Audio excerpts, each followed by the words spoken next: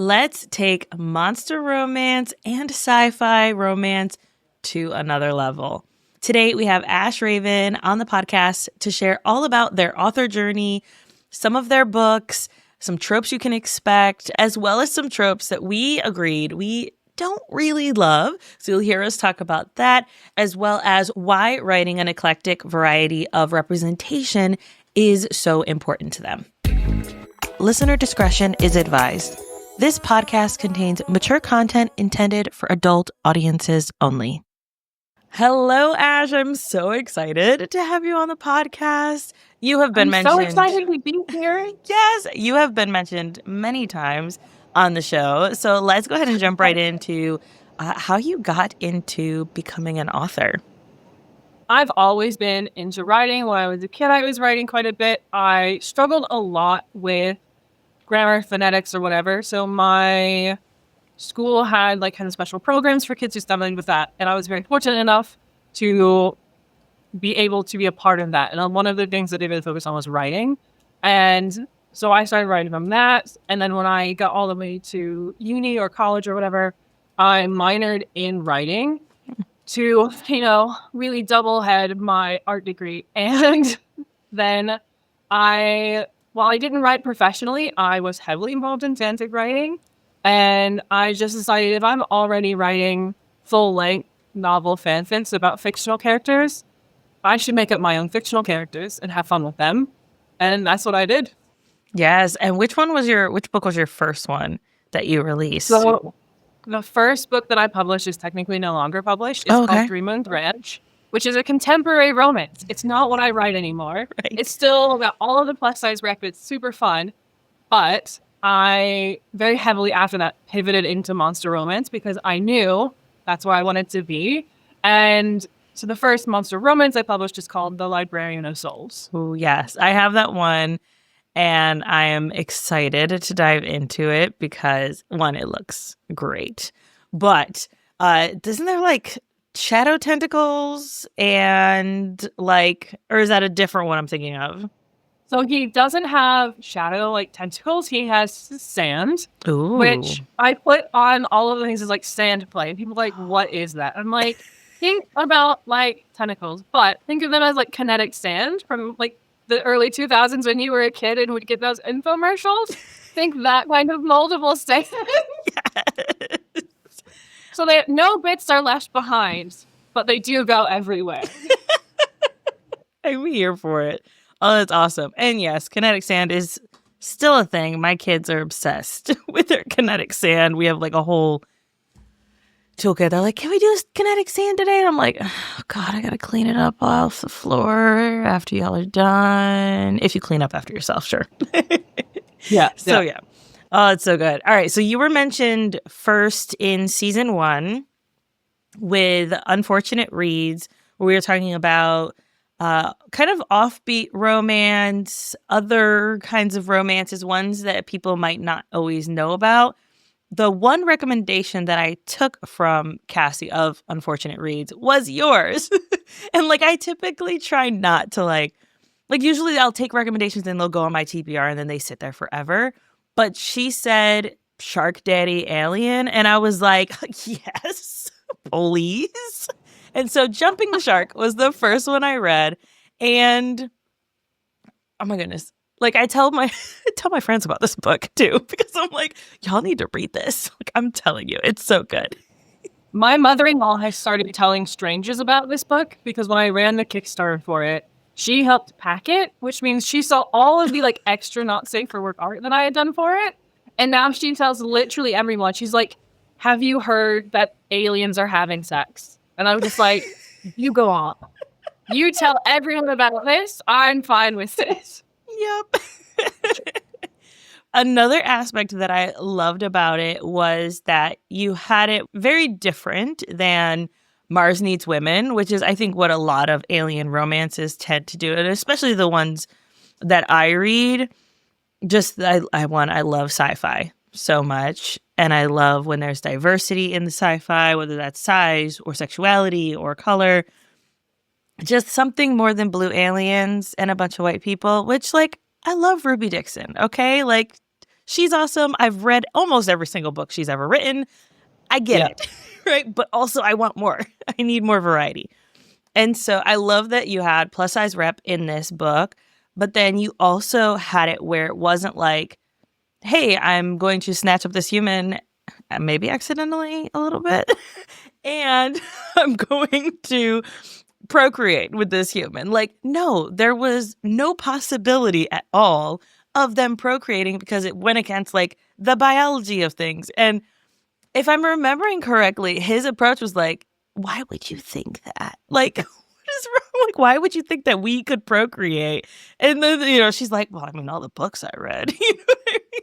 It was just like, that's what happened. So why did you take that approach with this book specifically on kind of the, we can't have kids?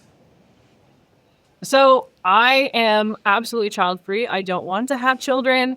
So on one hand, it's very much a personal thing. I don't write kids in my books because I don't want kids. I write books for adults doing adult things. Children, fictional or not, don't need to be involved. And on the other hand, like you, I have read lots of Ruby Dixon books. I've read lots of different sci-fi alien books, and always have like their breeding kink is always lovely, but it always has a child in it. I'm just like, procreation is not what I'm about. We live in a world that's already overpopulated and people are procreating maybe a bit too much. Let's do something a bit different here. And I was like, I want there to be lots of smut. I want there to be high heat, messy, whatever, but I don't want there to be any risk. And I feel like that is something in like society today that people with vulvas just suffer from anyway, is the risk of it. Doesn't matter how safe you are. If someone else isn't safe, you have that risk. And I just wanted to remove that and really live in the fantasy of we can be as raw dog and nasty as we like without fear. Yes. So as someone who has children, 100% please. Yes, thank you. Right? Like, yes, I have the kids. And I actually had a conversation with my husband about this recently because we were talking about how messed up like the whole birth control situation is for women. Right. And like what it does to your hormones and all that stuff. And I am on birth control and have been when after we had our first one, I got on birth control. And then I got off of it to get pregnant again. And then I got back on it right after having the second one because I was like, no, thank you. I don't want any more kids. And my husband was like, well, if you want to get off of it, like we can just do condoms and stuff. And I'm like, yes, and I don't know. Like I don't know that I would feel like safe doing that just because I don't want an oops. I don't want the risk of getting pregnant again. I'm not interested in it. No, thank you. And so that is like, that's why I love when I read books and they're like, no, we're choosing to be child free. And I'm like, yes.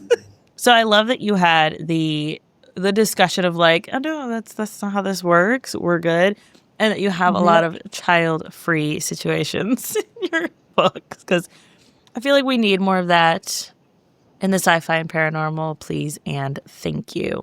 So that, like I said, that's the one I have read.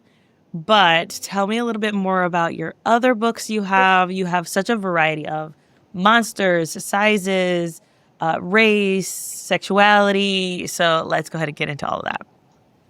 I try and like split my like books into like a dark version and there's the cozy side of what I write, where I will write dark monster romance, alien romance, where characters are morally gray and are willing to do whatever they want to get what their goals are. And right now that is only in the Sins of the Flesh series, which is the Librarian of Souls, the Pirate Queen of Ruin, the Widow of Fortune, and then the Kingpin of Magic, which I'm like in the process of writing.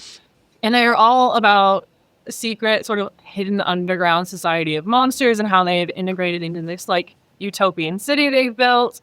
And they are very much their dark romance. They do bad things to bad people and maybe also good people if they feel like it.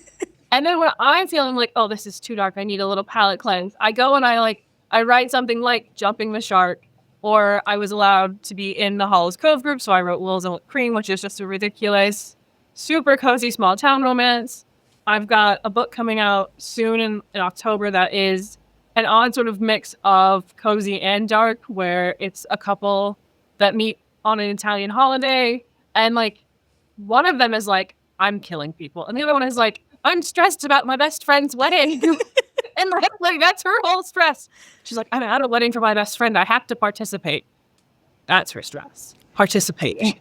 And I'm like, that is more relatable, I feel. But it makes their differences very funny. I write things where essentially like switching them off and off in a pattern where I write something really dark and then I'm like, I need a palette cleanse. Let's write something a bit more cozy and cute. And then I'm like, I've had too much of this now. I've got a toothache, so I have to write something dark. So true. Right. And you have like such a diversity of sexuality and color too, which I think is so unique for sci-fi monsters, etc. And we talked about this a little bit before we hit record, but I feel like a lot of the theme of this season has been like writing the world that we live in, which is so extremely diverse. So why was that important for you? I grew up in a very small town in Indiana. Basically everyone was white. It's not nice. I know that. But I then went to university and there was a 50-50 split basically of white people and black people. But while I was at uni, I did a study abroad and I moved to London and I was properly surrounded by a majority non-white community for the first time, properly really being a part of it. And for me, it was just very much where I always knew about diversity, knew it was important to love all people and be respectful. It was probably like a time of like, you need to educate yourself and you need to be the person to pull up your big person pants and be the change, I guess. Yeah. And stop listening to Michael Jackson and doing what Michael Jackson says. Be the change you want to see. Yes. So I just spent a lot of time just really educating myself and trying to immerse myself in not just like educational spaces, but spaces where I knew I wanted to be. So whether it was fandom, in art spaces, or in the bookish space, and making sure that I was reading things that as I was growing up or whatever, I wasn't seeing them. Right. So whether it was characters of all sizes, characters of all races and religions and stuff, like all of that, I was like, I really try. And I think that's what is really important. Just like you are trying to do your best. And now here I am. And I feel like it's also important as someone who has the privilege of being white in this bookish space of making sure that if the algorithm is going to push me out to more people for whatever reason, I need to make sure I'm pushing out things that are inclusive. And I'm not essentially writing the same sort of cookie cutter characters every time. Yeah, and I think that's what I like too, is like there are a lot of series that I can think of where it's like you could kind of copy paste between usually the female main characters, and then sometimes the male main characters, where it's like it feels like the author's just kind of writing themselves into the stories. Yes, I feel like there's a lot where I'm just like, I can see exactly what male celebrity you picked out for your character. Like, I can only handle so much Henry Cavill. Please, I would enjoy the death tell if I'm honest. And then when you like, because I saw someone post about him the other day, and I was like, "Stay out of the comments, Alicia." Someone post about him, and I was like, "Do I comment? Hey, he gives pedo vibes, and he's been known to like talk to girls that he's cast with that are well under the age of 18, and he's made comments that are not okay." Like, do I? Nope. Let's go make dinner. Like, I don't need to. I need to just, they can find out for themselves. I'm not here to educate everyone. Right. There is an element of when does the education need to come from inside the house, not outside the house. Yes, it's the self-awareness. It's so important. And like, if people listen to this podcast, it's likely that they are at least somewhat self-aware. We're on maybe a different side of Instagram and Bookstagram and Book Talk and all of that stuff. And I said that to someone recently. I was like, I think I would have bigger download numbers if I only interviewed like big white authors or the big names and like all that stuff. When I talked about the big books and I did all the reviews, first of all, I'm a dummy reviewer. So like, meaning for people who don't know what that is, it's like 2 stars, the vibes weren't there. 5 stars, the vibes were there. Like there's not really a lot in between. I review the same way. Basically, if I finish a book, I'm like 5 stars. It was that good, 5 stars. I am as serious an effort. One little thing will put me off a book. I'm like, I'm done. We're out of here. So I cannot DNF. It is very unlikely for me to DNF. And what I tend to do is stick with authors that I know and like themes that I know and I like. But I would say the last book I DNF'd was actually an arc, which I really try not to. And for the uninitiated, that's an advanced reader copy. I always forget that, like, not everybody talks in, like, bookish speak. So I got an advanced reader copy for a book, and I was excited to read it because it was a theme I like. It was like a boss assistant romance, billionaire. Like, I like to sprinkle those in sometimes, But in the first, like, 5 chapters, the female main character was looking for a side hustle. She was there at an interview. And this other woman was like, oh, I do these bachelor parties where I like jump out of a cake. You should totally like sign up to do it. It's a lot of fun. Like you don't have to do anything with the guys. Though I'm pretty sure this other person does. And then they like started bashing this other person who potentially was a sex worker. And I was like, oh no. Oh, no. We do not play that.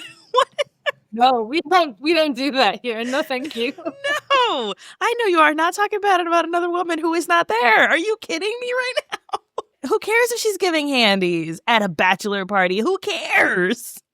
So yeah, I was like DNF. Yeah. So like I don't DNF for a lot, but like once it gets to like that point, I'm like, you are not redeemable. There are no redeemable qualities about you. Yep. I feel the same way about second chance romances as well. Like, I can't read them because I'm like, you broke up for a reason the first time. And if it wasn't good enough, you shouldn't have broken up and you should have just communicated it. But you've broken up, so stay broken up. They're clearly not good for you. Find someone better. Yeah.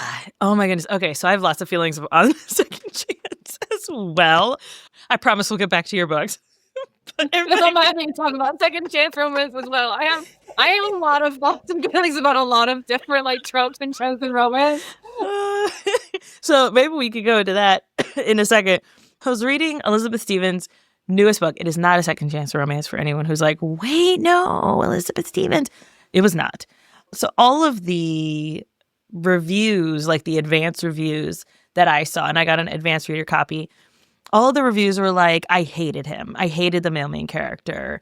I hated him so much. And I was like, I don't know that I could ever hate a male main character that Elizabeth Stevens writes. So let me get into it. He was a jerk and he was an asshole. And he was an asshole to her, but like in a manipulative kind of way because he's a villain, right? Like, I mean, he's a hero. But you can definitely tell he's a villain, and he like pretends to be a hero just so everybody loves him. Okay. And so when she finally sees like the real him, oh yeah, he's totally an asshole.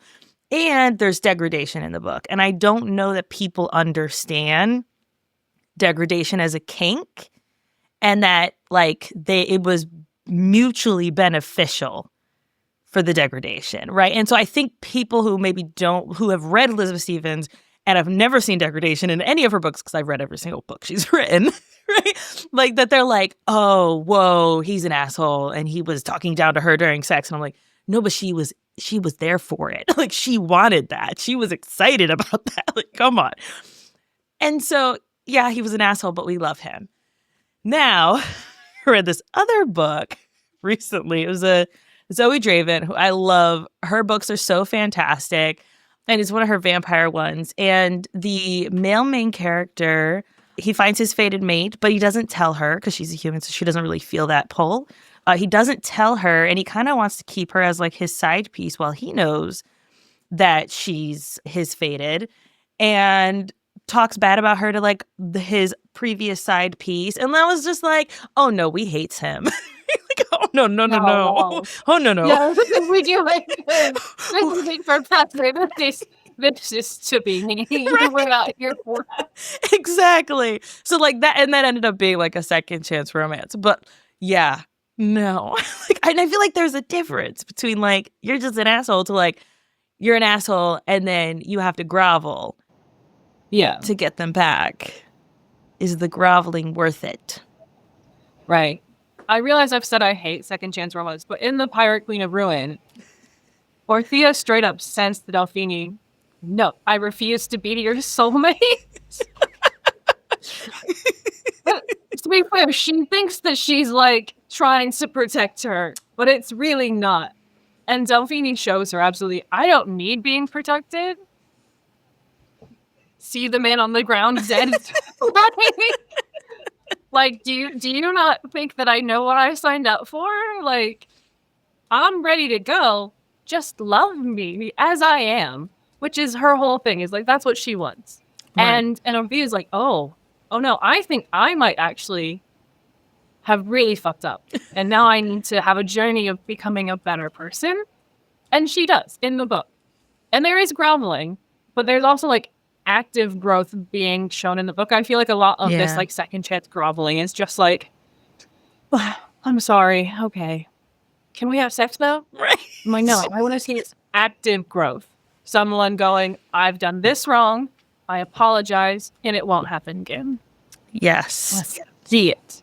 Let's see the growth. Exactly. And I think honestly that's the problem is like and the difference, right? You got a second chance where it's like, I said those things to protect you, or I said those things to protect myself, right? Which is what the male main character was doing in the book I was reading. He was protecting himself because he didn't want to look like whatever past trauma, blah, blah, blah. Like, get your shit together, bro, before you step to me, okay? Yeah, right. Right. It's the difference, I guess, as well. It's like in that, because I read the first one and I loved it. Because I'm like, I love when a guy is kind of a jerk, but at the same time, very like obsessed with them. I'm fine with that. But when you start talking to like other people about how like my soulmate is the worst and I don't like them and they're awful, I'm like, oh no. You can have those internal thoughts and you can be a bit mean to them because then that's fine. But the moment you start bringing that outside of your relationship, right. Essentially, I'm just like, nope, that's it. Line crossed. No more second chance. Yeah, and it's like, and he didn't think that, but he had to say it because I think he was trying to convince himself too of some things. But like, get your shit together then first. Right. You don't need to talk about this to other people. And so she overheard him, and then she confronted him and was like, I heard you and what you said to the person that I saw you having sex in like chapter 1. So like, is that really how you feel? Say it to my face. And he was like, yeah, that's how I feel. And this like, and he's trying to convince himself, push her away, put walls up, right? And she was like, say less, I'm gone. And he was like, wait, that's not what I meant. And I'm like, you can sort of be like, here is your fictional therapist for your book. Can you speak to them? Please. And then come back. Exactly. Oh, yeah. And I feel like we need more on-page therapy for a lot of these characters. But that is something that I do enjoy, is when I see on-page therapy. My one friend, Anna P., who is in season 1, she has a ton of on-page therapy, and it's always so delicious to see like the characters grow in that way. And yeah, on-page therapy is wonderful, y'all. It's so good. Learn so much about yourself. So what are some tropes that we can expect in your books? Now, since we're talking about tropes, what are some that we can expect, if we're like, oh, I'm feeling this, you recommend we read this book of yours? So I always write high heat. Sex is always very much not only just like for the fun, but like building on their relationship. So that is sort of what to expect. So there will be a lot of that. But in that, there will always be, I think of it as body worship, where the love interest who may or may not be plus size will absolutely be like adoring and worshiping the plus size character they're with. There will always be a sort of pansexual overlay to everyone. Everyone is happy to be with everyone. There is no question of, oh, maybe they're bi. It's no, everyone is. No one is explicitly straight because that's boring. Why would you limit yourself? I realized that I almost always include spanking in a book, whether it's for like properly impact play as a kink or it's just like a little fun, spicy thing they do. But it's always included. I don't know. I don't know why I am so obsessed with it, but I am. And I don't do third act breakups because if you're meant to be together, you wouldn't break up. Yes. So you can always expect a happily ever after with no split. Yeah. And I feel like there's a lot of books, right, where it's like it's high heat in the beginning, or it's maybe like a one night stand, which I love a good one night stand turn to more. Those are always like, give me the spice, and then maybe wait for a little bit more, and then yes, give it to me again. Love it so much. But I also love when there's like that buildup of the characters throughout the story and like just that connection that happens in the sexy times. And then it gets to like where like 75% in and you're like, what's the drama? What's the drama? Oh, okay. It's fine. They're fine. And then you get to the end and you're like, yay, happily ever after. I always try to build my like subplot B as the drama outside of the relationship. The relationship is obviously your main point, and them getting together is the fun part. But like the drama will always be outside of the relationship. I don't like when their only stake is the relationship. So I'm like, that's too stressy for me. Also, life is not like that. Or hopefully not like that. Hopefully. But like there needs to be external conflict. I don't want internal conflict. That's where I want everything to be like supportive and lovey-dovey, or supportive and like, maybe I'll kill someone for you to fix this problem. We can fix it with murder. It's fine. Nobody take that soundbite and use that anywhere, please. It was taken out of context, I promise. Oh my goodness, could you imagine? I can see the like TikTok memes now. Yep. Perfect. I mean, you're going viral already. I can see it. Sorry. Well, more people find out about your books. Yay. There we go. Here for it. Oh, so good. I'm curious, because you don't have third act breakups and the drama's outside, the two authors that we've interviewed that mention that as like the reasons that they don't like those things is just because they're like, I don't like to read that, and so I don't put it in my books. I'm curious, both of them also reread their books as like comfort reads. So I'm curious if that is something you do and if you have a favorite. Oh, I absolutely do not. Okay. I do not. I've like when speaking to other author friends about this, I'm like, when I'm editing books, and maybe this shines through in my writing, I don't do a lot of rereads. As I'm doing my initial like first and second draft, I do a lot of editing in the moment. I'm trying to really work things through. But when I'm sending it off to beta readers, to copy editors, line editors, whatever, I stop reading it. I'm like, there's only so much of my own voice and opinions that I can handle. And I'm like, that's it. I'm done now. The characters have spoken to me, I guess. And I'm ready to close the door and send them home. Yeah. I find it so interesting. As a creator, like I have hundreds of podcast episodes that I have personally voiced, and I don't listen to them. Once an episode is out in the world, I don't need to hear myself talk again. We're good. And so I understand 100%. So you mentioned that you're working on a book now. When can we expect it? What's it about? All that fun stuff. So I have a book coming out October 2nd, which is just called The Claimed by the Werewolf Boss, which is a dark mafia romance meets paranormal werewolf romance. Very fun and sexy. And then I'm also working on the 3rd/4th book in the Sins of the Flesh series called The Kingpin of Magic, which follows Ramon, who is our like lizard alligator man. He is slightly inspired by Waylon Jones, aka Killer Croc from the DC universe, but he runs an underground mob scene. He has been obsessed with this human woman for years. To the point where, and to the point where she is the dancer. He goes to her every week and he sees her every week and he books the VIP room for her every week. He pays out her thing every week and he sees her. But he knows that humans and monsters aren't supposed to be together, but he refuses to give up the obsession. So he's just all of his yearning and pining, and she is just as equally obsessed. And the book is about them finally pulling the trigger to get together, where she's under the impression, no, we can't. I can't risk it. They'll kill me. They'll kill you. And he's just like, fuck the rules. Yes. And he kidnaps her. And then we have all of the other outside drama that is going to remain a secret until we release it. But it's very much just, you've got two extremely emotionally invested people finally giving in, and just the chaos that causes around them. And you see just how far Ramon specifically is willing to go to make his mate's life better. And it's quite far. But you also see his internal monologue of him questioning, will this make her happy? Or should I pull back to make sure I don't take it too far and scare her? And he's suddenly having to really think about this where previously he hadn't before. So it's very fun.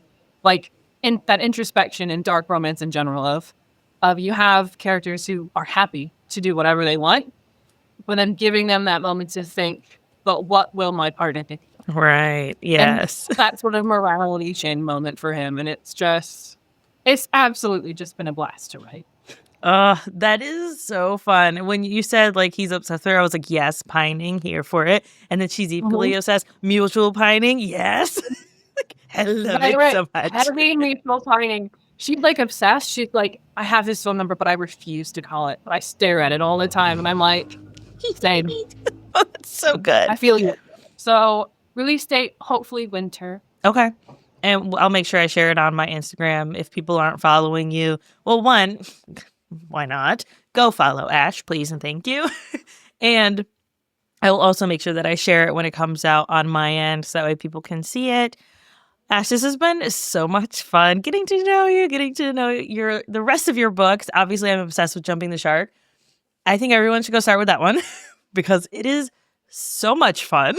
It is so low angst, so it is just so delicious. Go check out all of your books. Where can people find you, get to know you, buy your books, all of that?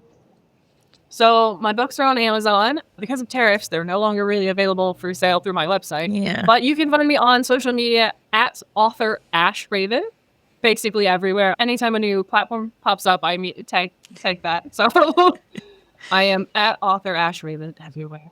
Awesome. And we'll make sure we have links for that in the show notes and the YouTube description for anyone who's doing other things while they're listening to us or watching us. Ash, thank you so much. This was so much fun. Of course. I love getting a chance to talk about all the random tropes that happen in romance.